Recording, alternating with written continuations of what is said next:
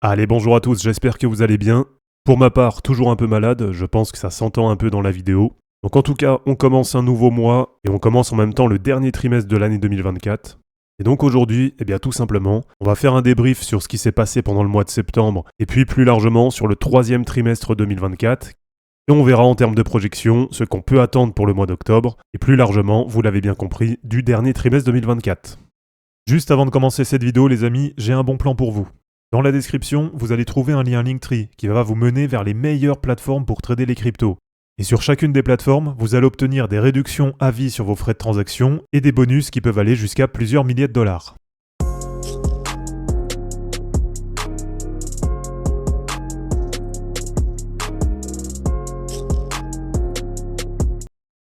Bon, c'est vrai que ce mois de septembre, c'était un mois qu'on attendait plutôt baissier, puisque je vous rappelle qu'historiquement, alors attendez, je vous l'affiche.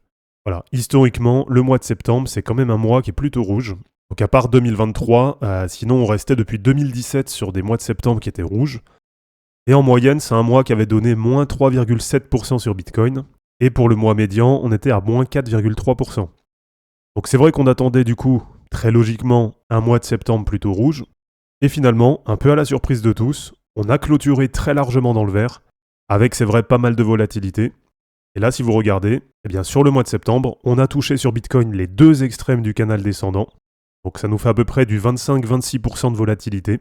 Et donc on commence ce mois d'octobre quasiment sur un test de cassure du canal, avec, je vous le rappelle, pour objectif de sortir par le haut pendant ce mois d'octobre et d'aller chercher dans un premier temps entre 80 000 et 85 000 dollars.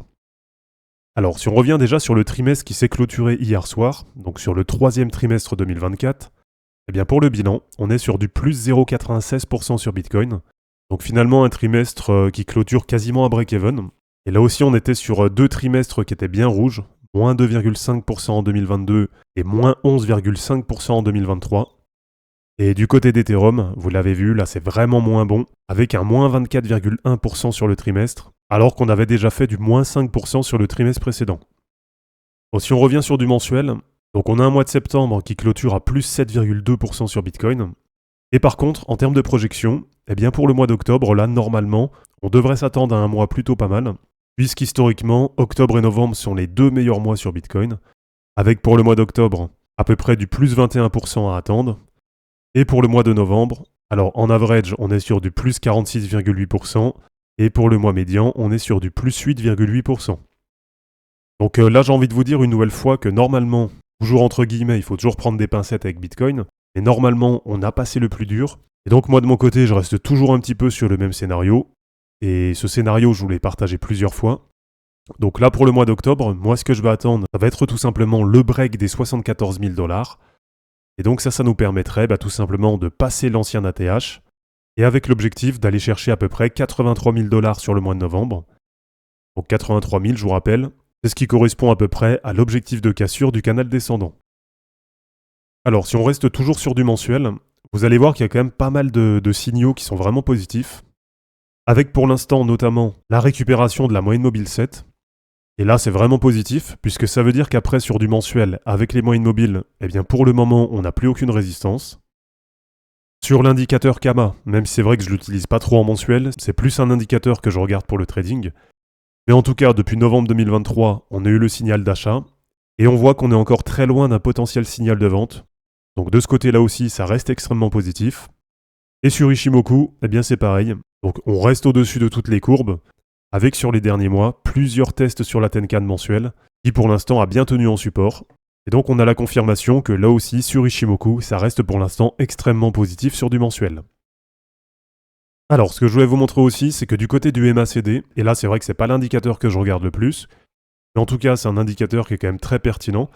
Et sur le MACD en mensuel, regardez, pour l'instant on est toujours dans le vert, ce qui veut dire que pour l'instant, sur tous les indicateurs qu'on a regardés, on peut dire qu'on a le champ libre, et normalement, on a toutes nos chances d'aller breaker les 74 000 en octobre, et d'aller chercher dans un premier temps, comme je vous l'ai dit, cet objectif entre 80 000 et 85 000 dollars sur Bitcoin. Alors si on descend un petit peu en termes d'unité de temps, et si on se place maintenant sur du 2 semaines, je vous l'avais montré il y a quelques semaines, on avait croisé baissier sur le MACD, donc là c'est vrai que de ce côté-là, c'est pas super positif. Et si on redescend encore, et cette fois sur de l'hebdo, là on voit qu'on est très très proche d'un nouveau croisement haussier du MACD. Et donc là, ça fait plaisir, puisque vous le voyez bien, petit à petit, les quelques indicateurs qui étaient devenus baissiers commencent à se retourner, et on est maintenant très proche d'avoir tous les indicateurs qui soient haussiers.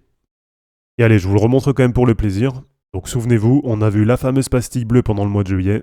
Donc une nouvelle fois, moi je confirme ce que j'ai dit. Je pense vraiment que là, on est sur une période d'accumulation et qu'on va casser à la hausse pour aller chercher dans un premier temps entre 80 000 et 85 000. Et si je vous redonne l'objectif à long terme, eh bien moi ce que j'envisage, c'est d'aller chercher 175 000 $ sur Bitcoin en mars 2025. Donc voilà, petit à petit, tout commence à se mettre en place. Donc là, normalement, sur le mois d'octobre et plus largement sur le dernier trimestre 2024, on devrait quand même voir le marché reprendre des couleurs par rapport au troisième trimestre de l'année. Et si on fait un tour sur bitbo.io avec les différentes charts de projection, eh bien déjà du côté du cycle repeat, on doit normalement être là au tout début de la phase parabolique. Donc une nouvelle fois, ça va vraiment dans le sens de ce que moi j'attends. Et alors pour les objectifs, attendez, je descends un peu, voilà. Donc pour les objectifs, là ça nous donne à peu près autour des 300 000 $. Bon perso, ça me paraît un peu élevé. Et pour la temporalité, là ça correspond bien avec ce que j'attends, puisque ces 300 000 $, ça nous les pose à peu près sur février-mars 2025. Alors du côté du stock to income, et là pour l'instant finalement on est à peu près sur le modèle. Donc en termes de projection, celui-là je vous l'ai déjà montré aussi. Moi c'est vrai que ça me paraît assez élevé, puisque la projection c'est d'aller chercher à peu près 300 000 $ sur Bitcoin, avec pour la borne haute 600 000 $ et pour la borne basse 150 000 $. Donc là de mon côté je vais plutôt viser la borne basse, et à peu près 150 000, 170 000 $, comme je vous l'ai dit, ça me paraît déjà pas mal. Et donc aujourd'hui, finalement, même si c'est vrai que les derniers mois, ils n'ont pas été super sur Bitcoin, mais en réalité, on est à peu près comme on devrait être, puisqu'on colle à peu près au modèle. Bon, du côté du BTC Rainbow, celui-là, je suis un petit peu moins fan. C'est vrai qu'à long terme, on le sait, les cycles ont tendance à s'aplatir. Et alors, sur le dernier cycle, on était allé chercher la zone orange. Donc on peut se dire pourquoi pas que sur le nouveau cycle, on va aller chercher peut-être la zone jaune. Donc il y a la zone juste en dessous. Et là, une nouvelle fois, si vous regardez, eh bien si on se projette sur la zone jaune dans la temporalité que j'attends, donc à peu près sur le mois de mars 2025, eh bien pour être dans la zone jaune, il faudra être à peu près entre 130 000 $ et 180 000 $.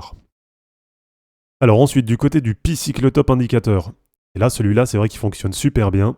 Donc là on l'avait déjà vu, donc au moment des 74 000 $, on était bien là sur un top temporaire, puisqu'on avait le prix qui était venu toucher la courbe en rose. Et pour qu'on ait une fin de cycle, pour qu'on ait un top définitif, voilà, si je vous remets l'historique, eh bien il faut qu'on ait la courbe bleue qui vienne croiser la courbe rose. Donc de ce côté-là, normalement, pas de souci, on est encore très loin d'un top définitif. Et donc pour qu'on ait ce top, eh bien ça veut dire qu'au minimum, il faudrait qu'on monte à 110 000 $ sur Bitcoin. Et donc je dis vraiment minimum, puisque bien sûr, si le prix vient à monter, eh bien la courbe en rose, elle va elle aussi monter. Alors ensuite, celui-ci c'est le prix réalisé. Bon, j'aurais pas dû vous le mettre, puisque c'est pas un de mes préférés. Et donc pour finir, on va plutôt aller sur Bitcoin Magazine Pro, s'appelle anciennement lookintobitcoin.com. Et ce que je voulais vous montrer ici, c'est qu'on a eu une très grosse réaccumulation de la part des holders long terme. Alors pour ceux qui m'ont demandé l'autre fois, pour être considéré comme étant un holder long terme sur Bitcoin, il faut que vous déteniez vos BTC depuis 155 jours ou plus. Donc là, ça veut dire qu'il y a beaucoup de monde qui a arrêté de vendre des BTC et qui a maintenant des Bitcoins qui ont été accumulés depuis plus de 5 mois. Et donc la supply détenue par les holders à long terme, elle a énormément augmenté sur les dernières semaines, avec vraiment un début de réaccumulation qui s'est fait à peu près fin juillet, début août. Et donc là, on voit qu'en à peine 2 mois, eh bien, la supply détenue par les holders à long terme, elle est redevenue à peu près la même qu'en novembre 2023. Donc ça veut dire que c'est redevenu quasiment la même qu'à peu près ici, donc vraiment au tout début de la dernière vague haussière sur Bitcoin. Donc voilà, pour terminer cette vidéo, finalement le dernier trimestre, il n'aura pas été si catastrophique qu'on l'attendait, et c'est en grande partie dû à ce mois de septembre qui a vraiment été pas mal. Et donc pour le mois d'octobre, comme je vous le dis de mon côté, ce que j'attends tout simplement, c'est de breaker à la hausse ce canal descendant et d'aller en même temps breaker les 74 000 $. Et donc ensuite, pour la fin d'année, eh bien je vous remets la projection que j'avais faite, donc 83 000 $ au mois de novembre. Ensuite, pourquoi pas une correction début décembre jusqu'à à peu près 68 000 $. Et ensuite, pour terminer l'année, 102 000 $ fin décembre, début janvier. Donc j'espère en tout cas que cette vidéo elle vous aura plu. N'hésitez pas à l'aimer, à la commenter et à vous abonner pour en suivre d'autres. Je vous rappelle que dans la description de cette vidéo, vous allez retrouver tous les liens utiles et les liens pour me soutenir. On se dit à bientôt pour une prochaine vidéo, et d'ici là, ne capitulez pas, car les fortunes se créeront en portant vos burnes. Ciao!